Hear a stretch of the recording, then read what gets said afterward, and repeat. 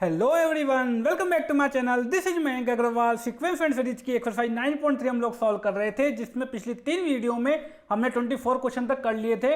अब last 8 question और बचे हैं, तो इस वीडियो में ये कंप्लीट हो जाएंगे। ठीक है, तो बिना देर के स्टार्ट करते हैं। क्वेश्चन नंबर 25 क्या दिया हुआ है हमको?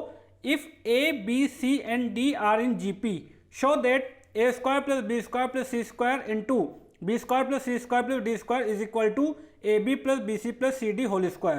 तो देखिए कैसे करेंगे इसको। ए बी सी डी हमको दिया हुआ है जीपी में, ठीक है। तो अगर हम आर को कॉमन रेशियो लें तो बी हो जाएगा हमारा ए आर, ठीक है, फर्स्ट टर्म ए, बी हो जाएगा ए आर, सी हो जाएगा ए आर स्क्वायर और डी हो जाएगा ए आर क्यूब। ठीक, तो हम स्टार्ट करेंगे। Let R be the common ratio, let R be the common ratio,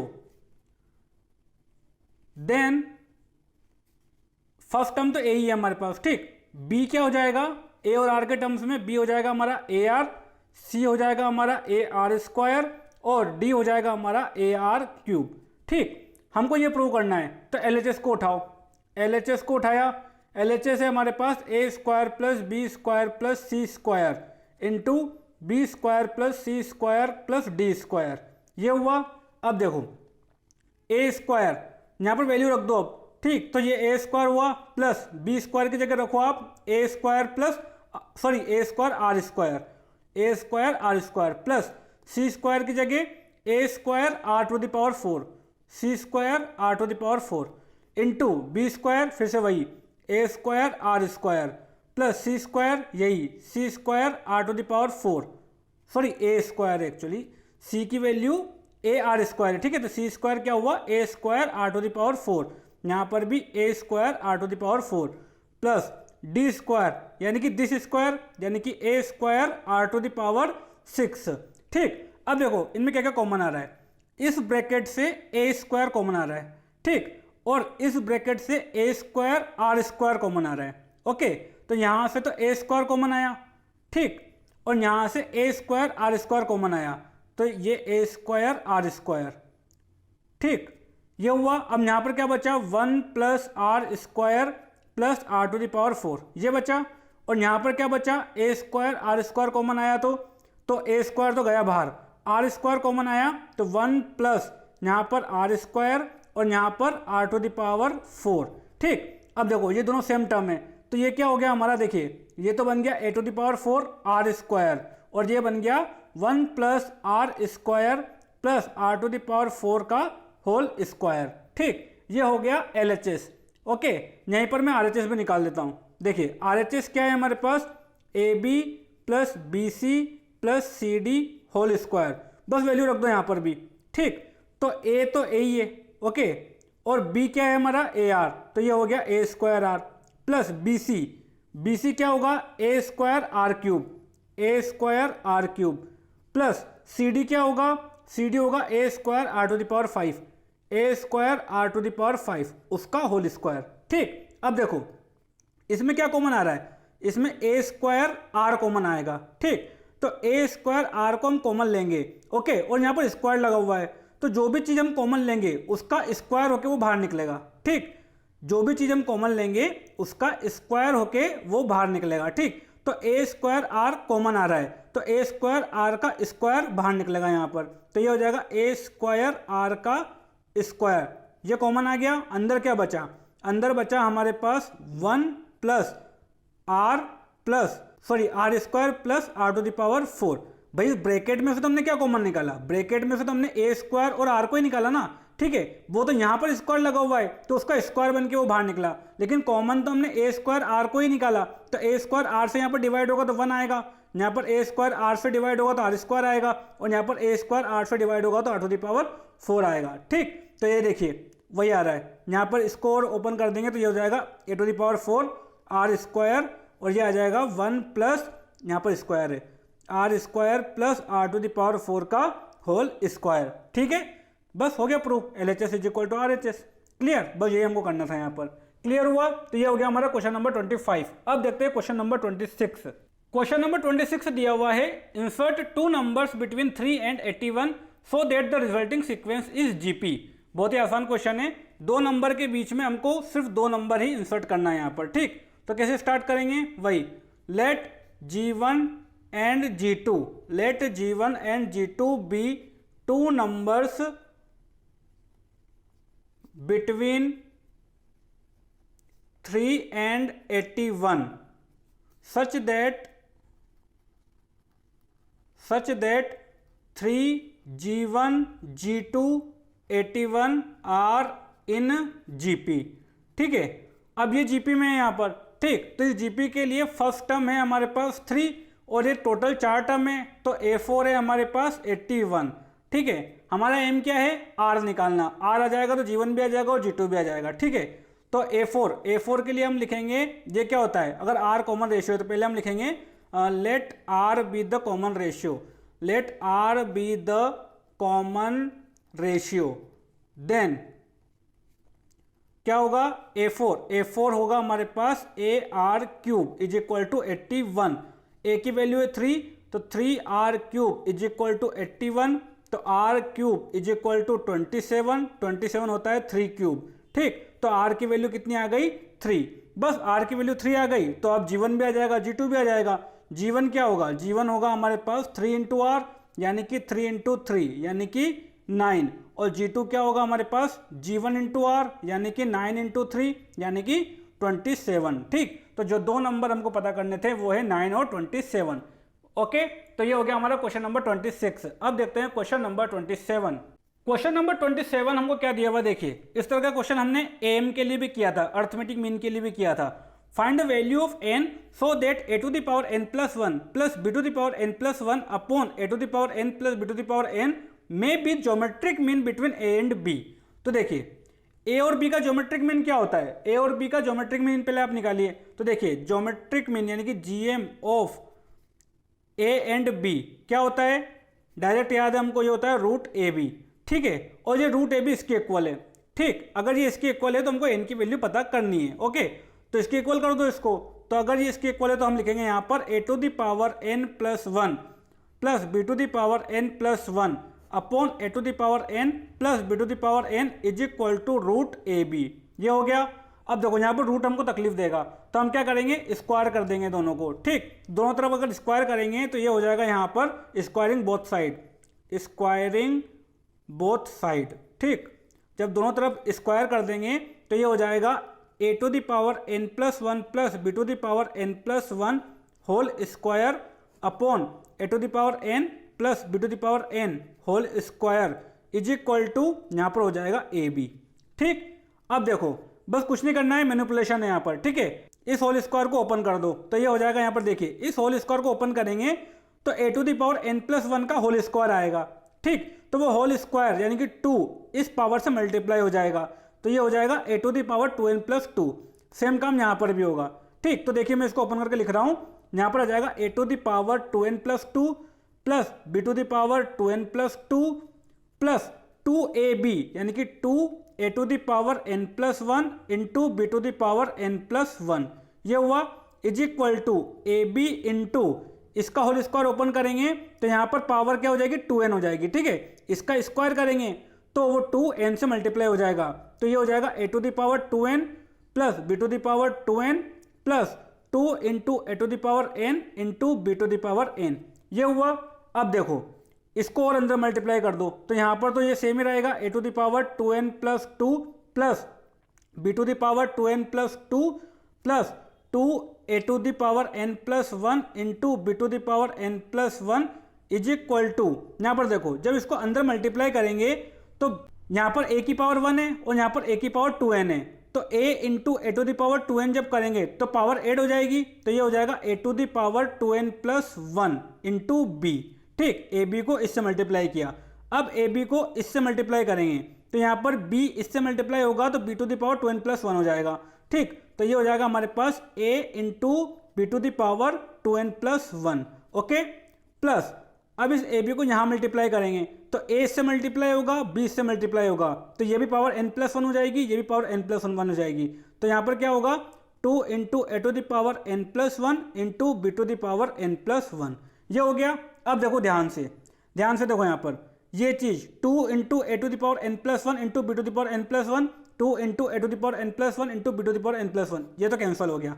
ठीक, अब इनको देखो यहाँ पर, इसको इधर ले आओ तो ये हो जाएगा a to the power 2n plus 2, ठीक है, और इसको इधर ला रहे हैं तो ये हो जाएगा minus a to the power 2n plus 1 into b, plus इसको लिखो आप b to the power 2n plus 2 minus a into b to the power 2n plus 1, ठीक है, सबको एक साइड ले लिया हमने, इज इक्वल टू 0। अब देखो ध्यान से, यहाँ पर a to the power 2n plus 1 है और यहाँ पर a to the power 2n plus 2 है, तो a to the power 2n plus 1 को हम कॉमन ले सकते हैं। ठीक, तो a to the power 2n plus 1 को हमने कॉमन ले लिया, तो यहाँ पर क्या बचेगा, देखिए 2n प्लस 2 ए है यहाँ पर, उसमें से 2n प्लस 1 को हमने कॉमन ले लिया, तो लास्ट में एक ही ए बचा यहाँ पर, तो यहाँ पर क्या आया ए। ठीक, माइनस यहाँ पर इसको तो पूरे को कॉमन ले लिया, क्या बचा बी। ठीक, प्लस यहाँ पर देखो, यहाँ पर हम b to the power 2n plus 1 को कॉमन ले सकते हैं, तो माइनस साइन के साथ ले लो उसको। ठीक है, minus b to the power 2n plus 1 को कॉमन ले लो, तो यहाँ पर क्या आएगा, देखिए माइनस को लिया हमने यहाँ पर, तो पहले इसको लिखो, इस पूरे को कॉमन ले लिया तो क्या बचा ए। ठीक, और यहाँ से 2n प्लस 1 बी को कॉमन लेंगे तो क्या हो जाएगा हमारे पास, ए की बी बचेगा, तो ये हो जाएगा minus b is equal to 0। तो ए माइनस बी कॉमन आ गया, तो ए माइनस बी, और ये हो जाएगा a to the power 2n plus 1 minus, यहाँ से क्या कॉमन आया था, यहाँ पर लिखा ही नहीं हमने, यहाँ पर आएगा कॉमन, एक्चुअली ये ऐसे होगा, minus b to the power 2n plus 1 को हमने कॉमन लिया। ठीक, तो क्या बचा a minus b is equal to 0। ठीक है, तो ए माइनस बी को कॉमन लिया तो क्या आया, a to the power 2n plus 1 minus b to the power 2n plus 1 is equal to 0। ठीक है, अब देखो दो फैक्टर का मल्टीप्लीकेशन 0 है। ओके, तो हम यहाँ पर देखो a माइनस बी, अब हमको क्या बोला है कि ज्योमेट्रिक मीन जो है वो बिटवीन a एंड b है, यानी कि a और b दोनों डिफरेंट है। ठीक, तो a और b अगर दोनों डिफरेंट है तो a माइनस बी तो 0 हो नहीं सकता, तो मतलब ये 0 किसकी वजह से हो रहा है, इसकी वजह से हो रहा है। ठीक, तो यहाँ से क्या होगा, यहाँ से होगा a to the power 2n plus 1 is equal to b to the power 2n plus 1, इसको डिवाइड कर दो तो ये हो जाएगा a to the power 2n plus 1 upon b to the power 2n plus 1 is equal to 1। ठीक, इस 2n plus 1 को कॉमन पावर चढ़ा दो तो ये हो गया a by b to the power 2n plus 1 is equal to 1। अब देखो किसी भी नंबर की पावर क्या हो कि 1 आता है, 0, अगर ये 0 होगा तो ये अपने आप 1 आ जाएगा, यानी कि 2n प्लस 1 की वैल्यू क्या है, 0 है, और अगर 2n प्लस 1 की वैल्यू 0 है तो n की वैल्यू क्या आएगी, माइनस 1/2। क्लियर, तो इस तरीके से क्वेश्चन होगा। सेम उसी तरीके का क्वेश्चन है जो हमने अर्थमेटिक मीन के लिए किया था, वहां पर हमने इसको a प्लस बी बाई 2 के इक्वल किया था और n की वैल्यू 1 निकाली थी, बिल्कुल इसी तरीके के प्रोसीजर से। ठीक, तो यहां पर भी आपको इसी तरीके से करना है, सिर्फ कैलकुलेशन है और कुछ भी नहीं है। ओके, तो ये हो गया हमारा क्वेश्चन नंबर 27। अब देखते हैं क्वेश्चन नंबर 28। क्वेश्चन नंबर 28 देखिए क्या दिया हुआ है, the sum of two numbers is 6 times their geometric mean, show that numbers are in the ratio 3 plus 2 root 2 is to 3 minus 2 root 2। देखिए दो नंबर है जिनके ज्योमेट्रिक मीन का 6 टाइम क्या है, उनका सम है। ठीक है, the sum of two numbers is 6 times their geometric mean. तो पहले तो हम कोई दो नंबर मान लेते हैं। ठीक है, अब देखिए जब मैंने आपको ज्योमेट्रिक मीन पढ़ाया था तब मैंने आपको बताया था कि ज्योमेट्रिक मीन में जो हम दो नंबर लेते हैं a और b, वो दोनों पॉजिटिव होते हैं, सिर्फ पॉजिटिव नंबर के लिए ही हम ज्योमेट्रिक मीन निकालते हैं। तो हम जो यहाँ पर दो नंबर अभी मानेंगे वो पॉजिटिव नंबर मानेंगे। ठीक है, तो किस तरीके से लिखेंगे हम, let a and b be two positive real numbers. भाई जीएम के लिए जो हम नंबर लेते हैं वो पॉजिटिव ही लेते हैं। ठीक है, let a and b be two positive real numbers, then क्या दिया हुआ है, सम ऑफ टू नंबर्स, यानी कि a plus b is equal to 6 times their geometric mean. 6 time their geometric mean, geometric mean क्या होता है, a b root a b, sorry. ठीक है, तो a plus b is equal to 6 root a b, ये हमको दिया हुआ है। ओके, दोनों तरफ स्क्वायर कर दो ताकि ये रूट हट जाए, तो यहाँ पर आ जाएगा a plus b whole square is equal to 36 a b. ठीक, ये आ गई हमारे पास इक्वेशन नंबर 1। अब हमको क्या पता करना है, नंबर्स का रेशियो प्रूव करना है कि ये इसके इक्वल है, यानी कि हमको a बाई बी पता करना है। a बाई बी पता करना है यानी कि हमको a और b की वैल्यू पता करनी है। तो a और b की वैल्यू अगर पता करनी है तो याद कीजिए हमने एग्जांपल में क्वेश्चन किया था, वहां पर हमने आइडेंटिटी यूज की थी, कौन सी, a minus b whole square is equal to a plus b whole square minus 4ab। वही आइडेंटिटी हम यहाँ पर भी यूज करेंगे। क्योंकि देखिए यहाँ पर हमारे पास a प्लस बी तो है, अगर a माइनस बी भी आ जाए तो a और b की वैल्यू हम निकाल सकते हैं। ठीक, तो हम यहाँ पर क्या करेंगे, देखिए हम आइडेंटिटी यूज करेंगे यहाँ पर a minus b whole square, since a minus b whole square is equal to a plus b whole square minus 4ab, ये होता है। So a minus b whole square is equal to a plus b whole square कितना है 36ab minus 4ab, कितना हो गया 32ab। Clear, ये हो गया। ये किसकी वैल्यू आई है, a minus b whole square की। तो a माइनस बी कितना आ जाएगा, a माइनस बी आ जाएगा हमारे पास √32 इंटू √ab। ठीक है, अब यहाँ पर आप सोच रहे होंगे सर प्लस माइनस क्यों नहीं किया, आपने स्क्वायर हटाया तो देखिए ये तो ऑलरेडी पॉजिटिव है। ठीक है, और यहाँ पर देखिए ये क्या है, a और b दोनों क्या है, पॉजिटिव नंबर है, तो मतलब ये जो क्वांटिटी है ये पॉजिटिव ही रहेगी हमेशा। ठीक है, ये क्वांटिटी हमेशा पॉजिटिव ही रहेगी यहाँ पर, इसलिए हमने यहाँ पर नेगेटिव साइन नहीं लिया, ये बात यहाँ पर समझनी है अपन को। ठीक है, a और b क्या है, दोनों ही पॉजिटिव नंबर्स है, इसलिए यहाँ पर हमने नेगेटिव साइन को नहीं लिया है। तो a माइनस बी की वैल्यू ये आ गई। अब इसको हम क्या लिख सकते हैं, देखिए इसको हम लिख सकते हैं 16 इंटू 2। ठीक है, √32 को हम लिख सकते हैं √16 इंटू 2, और ये 16 का रूट तो होता है 4, तो ये तो 4 बनकर बाहर निकल जाएगा और क्या बच जाएगा 4√2, तो इसको हम लिख सकते हैं 4√2ab। ठीक, ये आ गए हमारे पास इक्वेशन नंबर 2।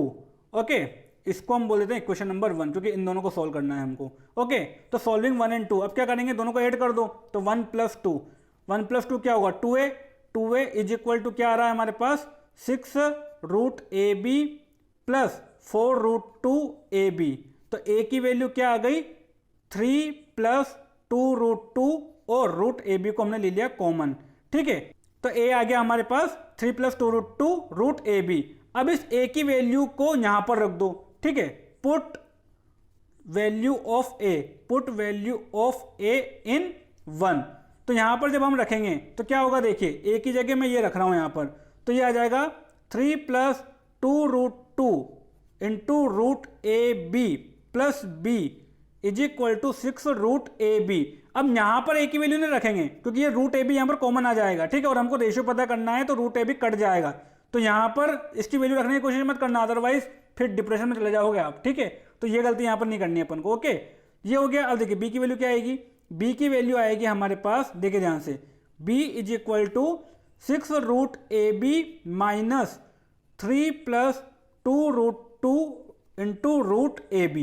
ये हो गया। अब देखो p is equal to 6√ab, इसको अंदर मल्टीप्लाई कर दो तो -3√ab और ये हो जाएगा -2√2 √ab।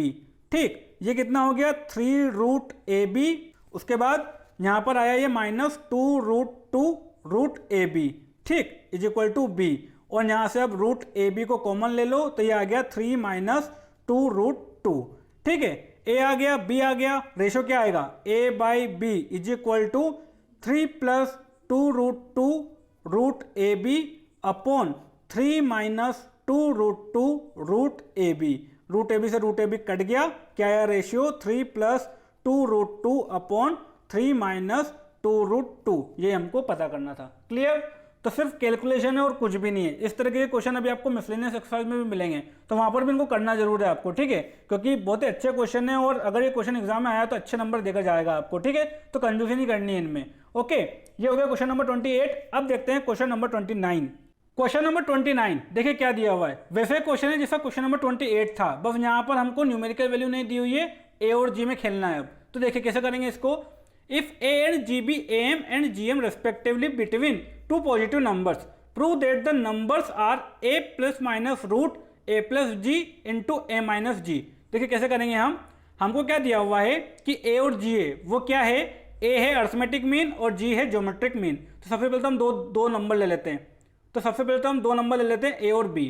ठीक, तो यहां पर हम लिखेंगे let a and b be two positive numbers.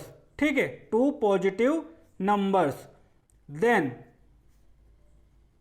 M क्या होगा उसका, एम होगा हमारे पास a is equal to a + b/2, ये होगा।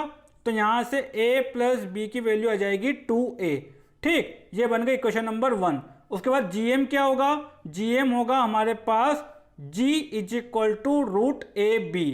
ठीक, दोनों तरफ स्क्वायर कर दो तो ये हो जाएगा a b is equal to g square. ये बन गई इक्वेशन नंबर 2।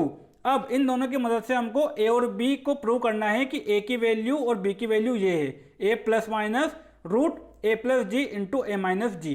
तो कैसे करेंगे, देखिए वही ए प्लस बी हमारे पास है तो यहाँ पर ए माइनस बी की वैल्यू निकाल लो। कैसे निकालेंगे, उसे आइडेंटिटी से। ठीक है, आइडेंटिटी लगाएंगे हम यहाँ पर, since a minus b whole square is equal to a plus b whole square minus 4ab, रख दो वैल्यू। ठीक है, तो a minus b whole square is equal to a plus b whole square यानी कि 2a whole square minus 4ab यानी कि 4g square. ये कितना हो गया, 4a square minus 4g square. 4 को कॉमन ले लो तो ये हो गया a square minus g square. किसकी वैल्यू आई है ये, a minus b whole square की। तो a माइनस बी क्या हो जाएगा हमारे पास, इसका रूट ले लो तो ये हो जाएगा plus minus 2 root a square minus g square. अब यहाँ पर भी आप चाहो तो पॉजिटिव वैल्यू ओनली ले सकते हो। कैसे, देखिए मैं आपको प्रूव करके बताता हूँ कि ये पॉजिटिव ही है। कैसे, देखिए ए स्क्वायर माइनस जी स्क्वायर है। ठीक है, ए स्क्वायर माइनस जी स्क्वायर को आप क्या लिखोगे, देखिए ए स्क्वायर माइनस जी स्क्वायर को आप लिखोगे ए plus g into a minus जी। ठीक, अब देखो ए और बी दोनों पॉजिटिव नंबर थे, ए और बी दोनों पॉजिटिव नंबर थे तो ए प्लस जी दोनों पॉजिटिव होंगे। ए क्या है, ए प्लस बी बाई 2 ये भी पॉजिटिव, और रूट ए बी ये भी पॉजिटिव, तो ए प्लस जी भी पॉजिटिव। ठीक है, अगर नेगेटिव के चांसेस बनते भी हैं तो वो यही देगा, लेकिन ये भी नहीं देगा क्योंकि हमने पढ़ा था कि a is always greater than equal to g होता है, m is always greater than equal to g होता है। ठीक है, ये कॉन्सेप्ट यहाँ पर यूज हो रहा है। मैंने आपको बोला था कि जहाँ जहाँ भी क्वेश्चन में ये यूज होगा तो मैं आपको बताऊंगा, तो ये यहाँ पर यूज हो रहा है। तो यहाँ से हम कंक्लूड कर सकते हैं कि ये वैल्यू पॉजिटिव आएगी। तो आप चाहो तो यहाँ पर प्लस के साथ ओनली ले सकते हो। ठीक है, और आप चाहो तो नेगेटिव के साथ भी ले सकते हो, कोई दिक्कत नहीं है, आंसर नेगेटिव वाला भी देगा। ठीक, तो मैं दोनों लेकर आपको बता रहा हूँ यहाँ पर। ओके, तो ए माइनस बी की वैल्यू आपके पास आई है plus minus 2 root a square minus g square. Okay, तो अब एक बार ए माइनस बी की वैल्यू लेंगे प्लस के साथ, एक बार लेंगे माइनस के साथ। ओके, तो पहले हम ले रहे हैं माइनस के साथ। When a minus b is equal to 2 root a square minus g square, तो क्या होगा, देखिए जब a माइनस बी ये है तो इसको a plus b is equal to 2a के साथ सॉल्व करो। ठीक, इसके साथ सॉल्व करेंगे तो दोनों को ऐड करो तो ये हो जाएगा 2a is equal to 2 root a square minus g square plus 2a।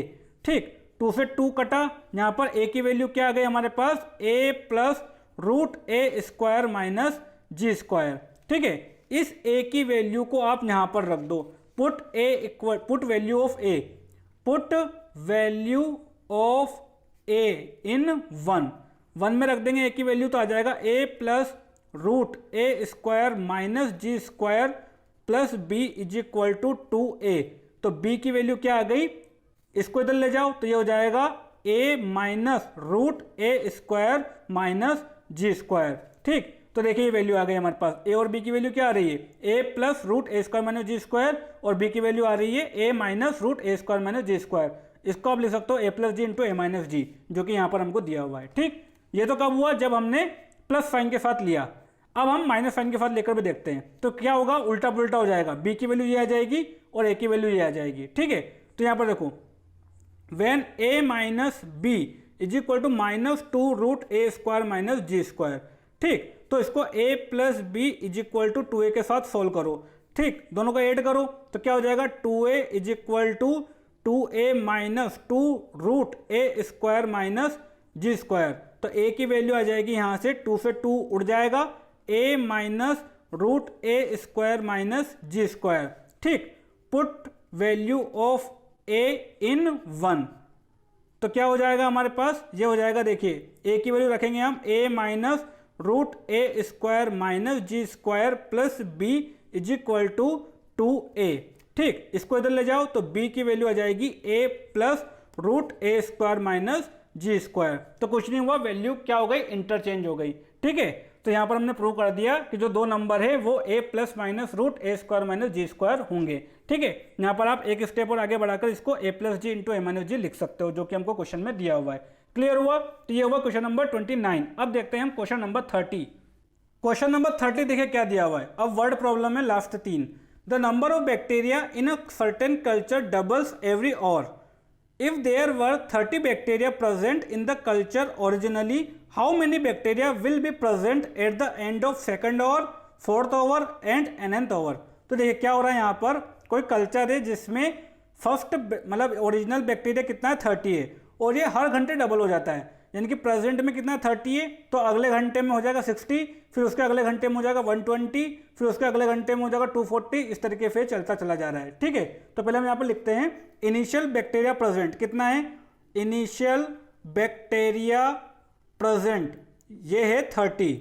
ठीक, initial bacteria present 30। Now at the end of 1 hour, at the end of 1 hour कितना हो जाएगा ये 60। उसके बाद at the end of 2 hour, 2 hour के end में कितना हो जाएगा ये 120। उसके बाद at the end of 3rd hour, 3 hour क्या हो जाएगा ये 240। इस तरीके से ये चलता चला जा रहा है। ठीक है, and so on, and so on, इस तरीके से ये चलता चला जा रहा है। तो ये एक जीपी के फॉर्म में अब, ठीक है, तो this will form an GP, this will form a GP, this will form a GP. ठीक, हुज फर्स्ट टर्म क्या है, whose first term is equal to a is equal to 30 and common ratio r is equal to कितना है 60/30 is equal to 2। ठीक, हमको क्या पूछा है, how many bacteria will be present at the end of second our. तो second hour के end में तो हमको यहाँ पे डायरेक्ट दिख रहा है। ठीक है, कितना है 120, वो तो आ ही गया हमारा। ओके, और हम इसको अभी एक फॉर्मूले से भी निकाल लेंगे जो हमारा जीपी का nth टर्म का फॉर्मूला है उससे। ठीक है, तो यहाँ पर देखिए प्रेजेंट में इतना है, अब 1 आवर के एंड में कितना है हमारे पास 60, सेकंड आवर के एंड में कितना है 120। ठीक है, तो इसको अब कैसे लिखेंगे, देखिए इसको हम लिखेंगे अब सेकंड आवर के एंड में हम लिखेंगे इसको eight the end of second our, at the end of second our. ठीक है, तो सेकंड आवर के एंड में जो टर्म आ रही है वो 3rd टर्म है, तो A3 होगा ये। ठीक है भाई, हमको तो फॉर्मूले से निकाल के यहाँ पर दिखाना है, तो A3 इज इक्वल टू क्या हो जाएगा AR स्क्वायर, और ये हो जाएगा 30 इंटू 2 स्क्वायर, और कितना आ जाएगा हमारे पास 120। ओके, ऐसे ही at the end of 4th hour, 4th hour के एंड में निकालना है, तो 4th आवर के एंड में कितना हो जाएगा ये 4th आवर के एंड में यानी कि 5th टर्म। ठीक है, तो A5 is equal to AR⁴ यानी कि 30 इंटू 2⁴, ये हो जाएगा हमारे पास 480। ठीक, और उसके बाद at the end of nth hour भी निकालना है, nth hour, at the end of nth hour. तो देखिए सेकंड ओवर में A3, 3rd ओवर के एंड में A5, तो nth ओवर के एंड में AN+1 ये वाली टर्म निकालनी है। ठीक, ये हो जाएगा AR⁴n यानी कि 30 2⁴n, ये आंसर होगा इसका। ठीक है, तो ये चीज़ हमको यहाँ पर समझनी है, ये पैटर्न इसको देखकर समझ में आ जाएगा कि 1 ओवर के एंड में जो टर्म आ रही है वो सेकंड टर्म है, 2 ओवर के एंड में जो टर्म आ रही है वो 3rd टर्म है, 3rd ओवर के एंड में जो टर्म आ रही है वो 4th टर्म है। ठीक है, तो यहाँ से हमको पैटर्न पता चल जाएगा, और nth ओवर के एंड में जो टर्म आएगी वो होगी हमारी n+1nth टर्म। ठीक, और वो आएगी 30 इंटू 2⁴n। ओके, तो ये होगा क्वेश्चन नंबर 30। अब देखते हैं क्वेश्चन नंबर 31। क्वेश्चन नंबर 31 देखिए क्या दिया हुआ है, What will raise 500 amounts to in 10 years after its deposit in a bank which pays annual interest rate of 10% compoundly। देखिए यहाँ पर अब कंपाउंड इंटरेस्ट वाला कॉन्सेप्ट यूज हो रहा है जो कि हम बचपन में पढ़ चुके हैं। ठीक है, तो मैं यहाँ पर आपको एक फॉर्मूला याद दिला देता हूँ जो कि हमने बचपन में पढ़ा था। कंपाउंड इंटरेस्ट का फॉर्मूला होता है P इंटू 1 + 1/r⁴t। ठीक, P क्या होता है यहाँ पर ये वाला इनिशियल अमाउंट, R क्या होता है रेट, और T क्या होता है टाइम। ठीक है, कंपाउंड इंटरेस्ट क्या होता है मैं आपको बता देता हूँ। कंपाउंड इंटरेस्ट भी जैसे कि हमने 10 साल के लिए कोई पैसा बैंक में डाला, ठीक है, तो कंपाउंड इंटरेस्ट का मतलब ये होता है जैसे कि हमको अगर 10% एनुअल कंपाउंड इंटरेस्ट मिल रहा है, इसका मतलब क्या है कि एनुअल है, एनुअल मतलब 1 साल के बाद इस रेट के हिसाब से जितना पैसा हो जाएगा। ठीक है, सपोज ये 550 हो गया, अभी हमने कैलकुलेट नहीं किया 1 साल के बाद कितना है, सपोज ये 550 हो गया, तो अब अगले साल के लिए जो ब्याज लगेगा, ब्याज मिलेगा हमको वो 550 पर मिलेगा। ठीक, फिर 2 साल के बाद ये बढ़कर कुछ और हो जाएगा, सपोज 2 साल के बाद बढ़कर ये हो गया हमारे पास 625, तो अगले साल के लिए ब्याज फिर हमको 625 पर मिलेगा। ये होता है कंपाउंड इंटरेस्ट, कंपाउंड होता चला जाता है। और एक और होता है सिंपल इंटरेस्ट। सिंपल इंटरेस्ट का मतलब क्या है कि आपको पूरे 10 साल के लिए जो ब्याज है वो सिर्फ 500 रुपये पर ही मिलेगा। ठीक है, इनिशियल अमाउंट पर ही मिलेगा। ये डिफरेंस होता है सिंपल इंटरेस्ट में और कंपाउंड इंटरेस्ट में। ठीक, तो कंपाउंड इंटरेस्ट का फॉर्मूला ये होता है ठीक है। हमको ये पूछा है कि 10 साल बाद ये पैसा कितना हो जाएगा, तो हम एक एक करके देखते हैं कि 1 साल के बाद कितना हो रहा है, 2 साल के बाद कितना हो रहा है, 3 साल के बाद कितना हो रहा है, तो हमको एक पैटर्न पता चल जाएगा। ठीक है, तो यहाँ पर हम लिखते हैं पहले the amount deposited in bank, the amount deposited in bank, कितना डिपॉजिट किया 500, ठीक है 500 डिपॉजिट किया। अब देखो eight the end of 1 year, eight the end of 1 year, eight the end of 1 year जो अमाउंट है वो कितना हो जाएगा हमारा, इस फॉर्मूले से देखो, इस फॉर्मूले से P की वैल्यू रखो आप 500 into 1 plus 1/r, 1 plus 1/r की वैल्यू है 10 और 1 ईयर के एंड में देख रहे हैं तो T की वैल्यू कितनी है 1, ये हो गया। उसके बाद at the end of second year, second year में कितना हो जाएगा ये amount 500 into 1 plus 1/10 to the power 2, T की वैल्यू कितनी आ गई 2, ठीक है। अब इस तरीके से चलता चला जाएगा। थर्ड ईयर के एंड में कितना हो जाएगा ये 500 into 1 plus 1/10 to the power 3, तो ये एक जीपी में चल रहा है, ठीक है, एंड सो ऑन, ये जीपी में चल रहा है। तो अब हमको इस जीपी की कौन सी टर्म पता करनी है, इस जीपी की देखिए अगर हम यहाँ से स्टार्ट करें इसको, ये यहीं से लिख लेते हैं eight the end of 1 year से, ठीक है। तो eight the end of 1 year अब हमारा ये क्या हो जाएगा, इनिशियल अमाउंट हो जाएगा, ये मतलब ये फर्स्ट टर्म हो जाएगी, ओके। और कॉमन रेशियो क्या हो जाएगा, कॉमन रेशियो हो जाएगा हमारा यही 1 प्लस 1/10, इसको जब सॉल्व करेंगे ऐड करेंगे तो ये आ जाएगा हमारे पास 11/10, ठीक है। तो मैं यहाँ पर ये जीपी लिख रहा हूँ। अब यहाँ पर हम लिखेंगे the amount at the end of every year, the amount at the end of every year will form a GP, will form a GP, ठीक है। क्या GP बनेगी हमारी 500 इंटू 1 प्लस 1/10 को मैं लिख रहा हूँ 11/10, ये बना। उसके बाद क्या बनेगा ये, उसके बाद बनेगा 500 11/10 स्क्वायर, फिर बनेगा 500 11/10 क्यूब, इस तरीके से ये चलता चला जाएगा। हमको पता करना है 10 साल के एंड में कितना होगा, यानी कि इसकी हमको 10th टर्म पता करनी है, ठीक है। 1 साल के एंड में इतना हो रहा है, 2 साल के एंड में इतना हो रहा है, 3 साल के एंड में इतना हो रहा है, ठीक है।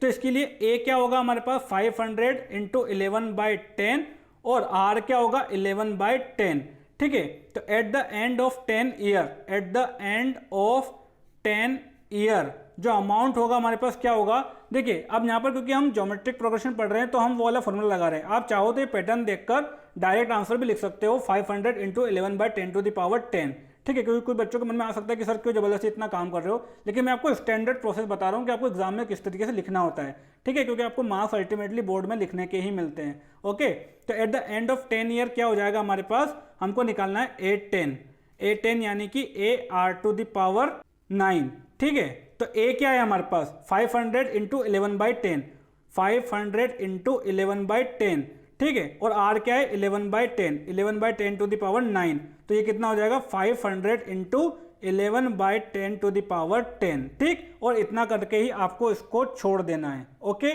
बस काफ़ी इतना ही। इसको और चाहो तो आप लिख सकते हो 500 इंटू 1.1 टू द पावर 10। अब इसको सोल्व करने की कोशिश मत कीजिएगा, नहीं तो फिर डिप्रेशन में चले जाओगे आप, ठीक है।